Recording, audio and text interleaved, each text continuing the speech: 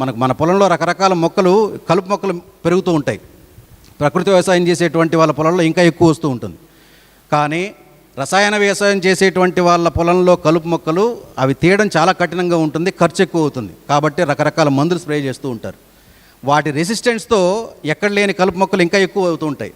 ప్రకృతి వ్యవసాయం చేసేటువంటి మన పొలాల్లో మాన్యువల్గా సులభంగా తీసేయచ్చు, రిమూవ్ చేసేయచ్చు, తీసేసి దాన్ని అట్లాగే మల్చింగ్ వేయచ్చు. పాలేకర్ గారి విధానాల్లో 4 సోపానాల్లో మల్చింగ్ అనేటువంటి విధానాన్ని అర్థం చేసుకోగలిగితే అసలు కలుపు సమస్యే కాదు, ఎవరికి ఏ ఇబ్బంది రానే రాదు. అసలు ఎక్కువ ఖర్చు అయ్యేదే కలుపు కోసం సార్ అని చెప్పని అంటున్నారు.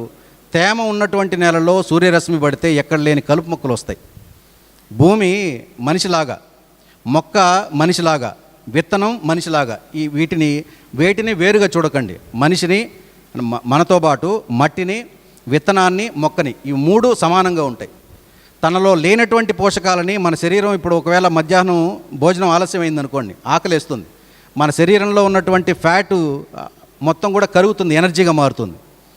మనలో లేనటువంటి పోషకాలని మన శరీరంలో ఉన్నటువంటి ఉత్పత్తి చేసుకుంటూ ఉంటుంది, పునరుత్పత్తి చేస్తూ ఉంటుంది. మట్టి కూడా అట్లాగే మట్టిలో లేని పోషకాలని ఎక్కడ లేని కలుపు మొక్కలతో ఆ విత్తనాలు మళ్ళీ మొలికింపజేసి అవి దానికి ఆహారంగా వేసుకుంటూ ఉంటుంది. కొన్ని రోజులు తీయలేదనుకోండి, ఎండిపోతుంది, అది భూమికి ఆహారంగా ఉంటుంది. మొక్క కూడా అంతే. మనం ఏ పోషకాలు ఇవ్వలేదనుకోండి, యూరియాలు, డిఏపీలు, రకరకాల మందులు వేస్తున్నారు కదా, యూరియాలు, రసాయన ఎరువులు వేస్తున్నారు కదా, ఏమి వేయకపోయినా అది ఎదురు చూస్తుంది. కొన్ని రోజుల తర్వాత తేమ దానికి హీటు ప్రొడ్యూస్ అయిందనంటే అక్కడ ఏర్పడేటువంటి సూక్ష్మజీవులు ఆ వేరుకు అందించేటువంటి పోషకాలు, రకరకాల మూలకాలు అందిస్తూ ఉంటుంది. మట్టిలో ఉన్నటువంటి అనేక ఖనిజాలు సూక్ష్మజీవులు అందిస్తూ ఉంటాయి. అప్పటి వరకు వెయిట్ చేయకుండా ఇదేదో మనకు కోరుతోంది, అప్పటి వరకు వెయిట్ చేయకుండా రసాయనాలు వేస్తేనే పండుతుందని చెప్పి తొందరపాటుతో చేసేటువంటి పనులుగా మనం చెప్పచ్చు ఈ రసాయన విధానాలు మొత్తం కూడా. సూర్యుడే కనపడినటువంటి కొన్ని దేశాల్లో హైడ్రోఫోనిక్ మెథడ్లో వ్యవసాయం చేస్తూ ఉంటారు. అలాంటి దేశాల్లో ఈ రసాయన వ్యవసాయం అవసరం, మనలాంటి దేశాల్లో అవసరమే లేదు. భారతదేశాన్ని ఉపఖండం అని పిలుస్తారు. 3 వైపులా నీళ్లున్నాయి, ఒకవైపు హిమాలయాలు ఉన్నాయి. ఇది ఒక ఉపఖండం, అంటే ఖండానికి ఉన్నటువంటి ప్రతి సదుపాయాలు మనకి ఇక్కడ ఉన్నాయి. కాబట్టి 365 రోజులు వర్షం పడినటువంటి రోజు తప్ప సూర్యుడు మనకు కనపడుతున్నాడు. సూర్యభగవానుడు ఉన్నంత వరకు ప్రతిదీ మనం ఔషధంగా మనం పండించుకోవచ్చు. మన పొలంలో ప్రతిదీ ఔషధంగా పండించుకోవచ్చు. ఆ ఔషధ గుణాలు ఉన్నటువంటివి ఒక్క దేశీ విత్తనాలతో మాత్రమే. అందులో మనం వేసేటువంటి ఎరువులు దేశవాళీ ఆవుకి సంబంధించినటువంటి గోమయం, గోపంచతం, అలాగే పాలు, మజ్జిగ, నెయ్యి, దీన్నే పంచగవ్యలు అంటున్నాం. వీటిని ఉపయోగించి చేసేటువంటి వ్యవసాయంలో ఏ రైతుకి ఎలాంటి కష్టాలు లేవు. ఈ విధానాన్ని అర్థం చేసుకోకుండా ఇప్పుడు కెమికల్ ఫార్మింగ్ని, ఇలాగే సుభాష్ పాలేకర్ కృషిని పక్కన పోల్చుకునేటువంటి వాళ్ళు చాలామందే ఉన్నారు. మేము యూరియాలు వేస్తున్నామండి, యూరియాకి ఆల్టర్నేట్ ఏంటి మీ విధానంలో అంటున్నారు. యూరియానే సరైంది కాదు. యూరియాలో ఏముందంటే నత్రజని ఒక రసాయనం రూపంలో ఇస్తున్నాం. నత్రజని మూలకం ఏంటి అని అంటే గాలిలో 70% నత్రజని ఉంటుంది. దానికి సూర్యరశ్మి తోడైతే ఒక మొక్కకు కావాల్సినటువంటి నత్రజని మొక్కే తయారు చేసుకోగలదు. పత్రహరితం అంటున్నాం దాన్ని. మనం వేసేటువంటి యూరియాలు ఈ రసాయన వల్ల ఏమవుతుందంటే రసాయన చర్య జరిగి ఎక్కడ లేని విషం ఆ మొక్కే భూమికి ఇచ్చి వెళ్ళిపోతుంది. వరి ఉదాహరణకు చెప్తాను మీకు. 14 రోజుల తర్వాత నారుమడిలో యూరియాలు వేస్తారు.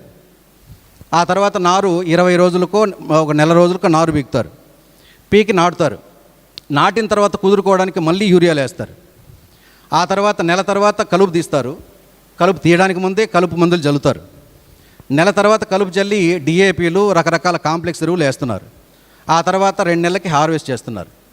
ఇన్ని రకాల రసాయనాలు ఆ మొక్క ఏం చేస్తుందనంటే మొత్తం పీల్చుకుంటుంది. వరి మొక్క పంట అయిపోయిందనంటే పూర్తిగా ఎండిపోతుంది కదా. అప్పటి వరకు పీల్చుకున్న రసాయనం అంతా దేనికి ఇచ్చింది? భూమిలోకే ఇచ్చింది. మనం ఇచ్చినటువంటి ఏదైతే రసాయన మందులు ఉన్నాయో, రసాయన ఎరువులు ఉన్నాయో, దానికి 10 రెట్లు ఆ మొక్క ఏం చేస్తుందంటే భూమిలోకి ఇచ్చి వెళ్ళిపోతుంది. అలాంటి పొలాల్లో కలుపు మొక్కలు కూడా బతకడం లేదు. ఇప్పుడు అంతగా జరగాల్సినటువంటి నష్టం జరిగింది. అదే సహజ పద్ధతిలో జరిగేటువంటి వ్యవసాయంలో ఆ మొక్క మట్టిలో ఉన్నటువంటి మూలకాలని, ఖనిజాలని మొత్తం తీసుకుంటోంది సూక్ష్మజీవుల ద్వారా.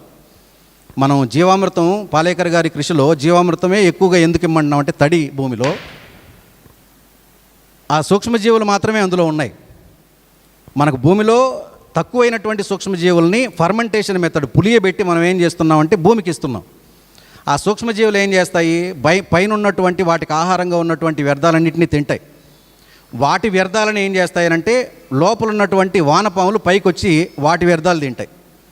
ఈ మధ్యలో దాదాపు 14-15 అడుగుల లోపల ఉన్నటువంటి ఖనిజాలని వానపాములు మొక్కకిచ్చి వెళ్తూ ఉంటాయి. ఇది సహజంగా జరిగేటువంటిది. అదే పొడి నేలలు అనుకోండి, మనం ఘనజీవామృతం ఇస్తాం. టైప్ 1 ఘనజీవామృతం కావచ్చు, టైప్ 2 ఘనజీవామృతం కావచ్చు. మల్చింగ్ ఇస్తున్నాం. ఈ మల్చింగ్గా ఉన్నటువంటి ఈ ఎండిపోయినటువంటివి అన్నీ కూడా జీవం కోల్పోయినటువంటివి మల్చింగ్గా ఇవ్వడం వల్ల చెదలు మొట్టమొదటిసారిగా తింటాయి. చెదలు తిన్నటువంటి వ్యర్థాలని సూక్ష్మజీవులు తింటాయి. సూక్ష్మజీవులు తిన్నటువంటి వ్యర్థాలను వానపాములు తింటాయి. ఈలోపు ఈ సూక్ష్మజీవులు ప్రతి గంటకి రెట్టింపు అవుతూ ఉంటుంది. ఈ సూక్ష్మజీవులన్నీ కూడా మొక్కకు కావాల్సినటువంటి పోషకాలన్నింటినీ అందిస్తూ ఉంటుంది. సూక్ష్మజీవులు వాటికి కావాల్సినటువంటి ఆహారం, నివాసం ఈ మొక్కలలో ఉన్నటువంటి వేర్లు.